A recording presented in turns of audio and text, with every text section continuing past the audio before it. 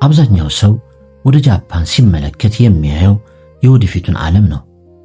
በሰከንዶች ቅንጣት የሚሰሩ ጥይት ባቡሮችን፣ በየትኛውም ቦታ መቀመጥ የሚያስችል ጽዱ መንገዶችንና ከሳይንስ ልብወለድ ፊልሞች የወጡ የሚመስሉ በደማቅ መብራቶች ያሸበረቁ ሰማይ ጠቀስ ሕንፃዎችን ይመለከታሉ። በየትኛውም መለኪያ በምድር ላይ እጅግ አስተማማኝና ቀልጣፋ ሀገር ናት። ነገር ግን መሰረተ ልማቷን ትታችሁ ሰዎችን ማየት ስትጀምሩ ከመሬት በታች የተደበቁ ፍጹም የተለየና ጸጥተኛ ታሪክ ታስተውላላችሁ። ዛሬ ወደ ጃፓን የምንጓዘው ታሪካዊ ቤተ መቅደሶቿን ለመጎብኘት ወይም ምግቧን ለመቅመስ አይደለም። ጃፓንን እንደ አንድ ሰዋዊ ስነ ምህዳር ልንመረምራት ነው የመጣ ነው። ፍጹምነት እንደ ዝቅተኛው መመዘኛ ሲወሰድ በአንድ ማህበረሰብ ላይ ምን እንደሚፈጥርና ያንን ፍጹምነት ያለምንም እንከን ለማስኬድ የሰው ልጅ መንፈስ ምን ያህል ዋጋ እንደሚያስከፍል ለመረዳት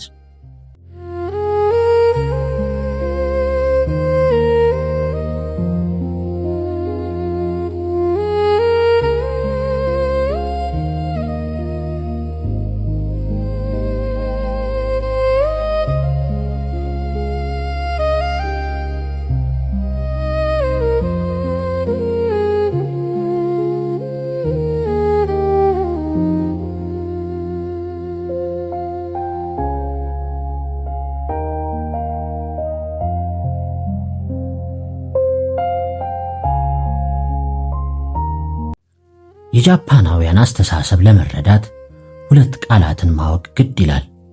የመጀመሪያው ጋማን ይባላል። ጋማን ማለት የማይቻለውን በትዕግስትና በክብር መቻል ማለት ነው።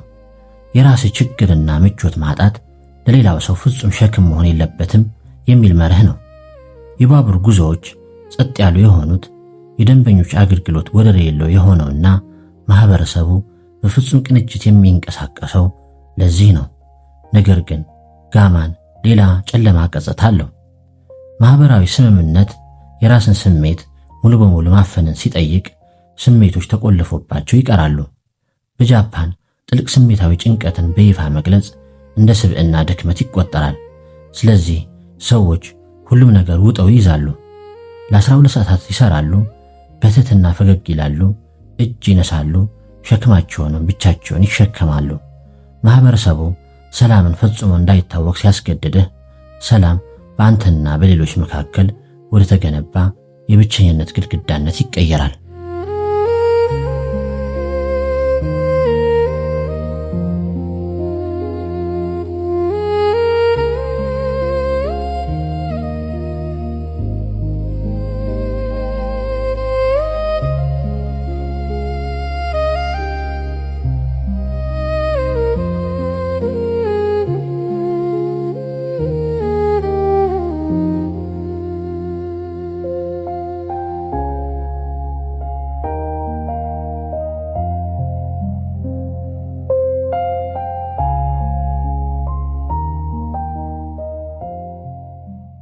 ይህ ከባድ ማህበራዊ ጫና አንድ እንግዳ ክስተት ፈጥሯል። ቅርርብና ፍቅርን በገንዘብ መግዛት የሚቻልበት ዓለም። ምክንያቱም እውነተኛ ግንኙነትን በተፈጥሯዊ መንገድ ማግኘት እጅግ ፈታኝ ሆኗል። በጃፓን ካፌ ውስጥ አብሯችሁ የሚቀመጥ ጓደኛ በኪራይ ማግኘት ትችላላችሁ። ብቻችሁን በመሆናችሁ እንዳትሸማቀቁ በቤተሰብ እራት ላይ አብሯችሁ የሚቀርብ የቤተሰብ አባል መከራየት ትችላላችሁ። ያለምንም የፍቅር ግንኙነት ጫና የሰውን አካላዊ ንክኪ ብቻ ለማግኘት ወደ የእቅፍ ካፌዎች ከፍላችሁ መግባት ትችላላችሁ። ይህንን ከውጭ ነው እንደ እንግዳ ወይም የቴክኖሎጂ ውጤት አድርጎ መፍረድ ቀላል ነው። ነገር ግን በጥልቀት ስትመለከቱት ጥልቅ ሰዋዊ ባህሪ ነው። እውነተኛ የሰው ልጅ ግንኙነት ከፍተኛ ማህበራዊ ጫና በሚፈጥርበት ማህበረሰብ ውስጥ በገንዘብ የሚገኝ ግንኙነት የበለጠ አስተማማኝና ሰላማዊ ሆኖ ይሰማቸዋል። ሂኪኮምሪ ተብሎ ለሚጠሩ በመቶ ሺዎች ለሚቆጠሩ ወጣቶች ጫናው ከአቅማቸው በላይ ይሆናል። የውጭውን ዓለም ከባድ ጫና ከመጋፈጥ ይልቅ ፍጹም መገለልን መርጠው ለዓመታት ከቤታቸውና ከክፍላቸው ሳይወጡ ይቀራሉ።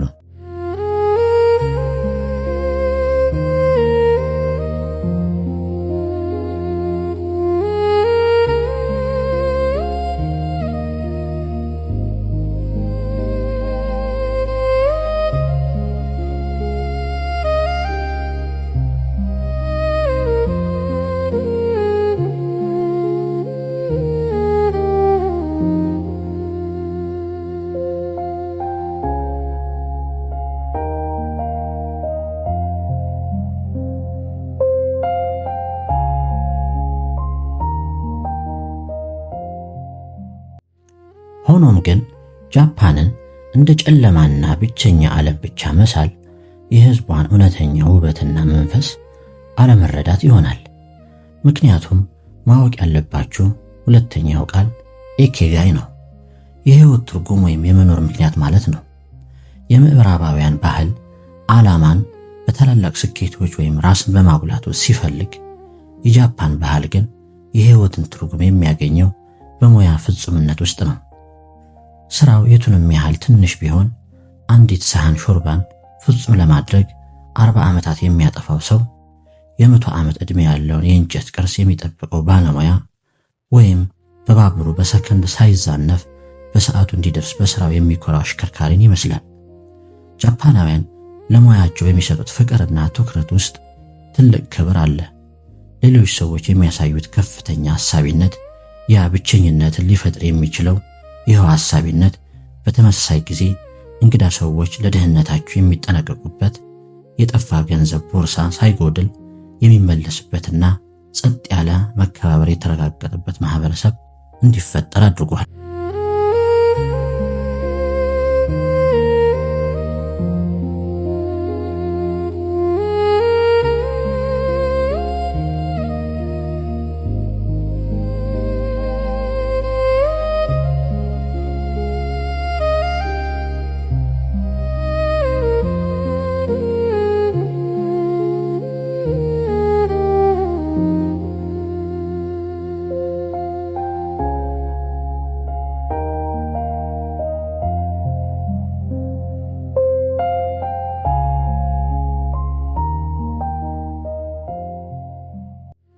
ጃፓን እንግዳ አይደለችም። አብዛኛው የዘመናችን ዓለም እየተጓዘበት ያለውን መንገድ ቀድማ የጀመረች እንጂ። ከተሞቻችን እያደጉ ሲሄዱና የዲጂታል ሕይወትን እውነተኛውን ሰዋዊ ግንኙነት እያራቀው ሲመጣ ጃፓን እንደ ማስጠንቀቂያም እንደ ትምህርትም ትቆማለች። ቅልጥፍና ማህበረሰባዊ ቅርርብን ሲተካ ምን እንደሚፈጠር ታሳየናለች። ነገር ግን እጅግ ጥቃቅን በሆኑ ተግባራት ውስጥ ምን ያህል ሰዋዊ ርህራሄ ሊኖር እንደሚችልም ታስተምረናለች። ከእያንዳንዱ ደማቅ መብራትና ጸጥተኛ መንገድ ጀርባ አንዲት ሀገር ብቻ አይደለችም ያለችው። የዓለምን ጫና ከራሱ የልብ ምት ጋር ለማስታረቅ በጸጥታ የሚታገል እያንዳንዱ የሰው ልጅ እንጂ። ይህን ወደ ጃፓን ያደረግነውን የዶኩመንተሪ ጉዞ ከወደዱት ላይክ፣ ሳብስክራይብ፣ ሼር ያድርጉና የሚቀጥለውን አጓጊ ዳሰሳ ይመልከቱ። ስለተከታተሉን ከልብ እናመሰግናለን። በሚቀጥለው ልብ አንጠልጣይ ጉዞ እንገናኝ።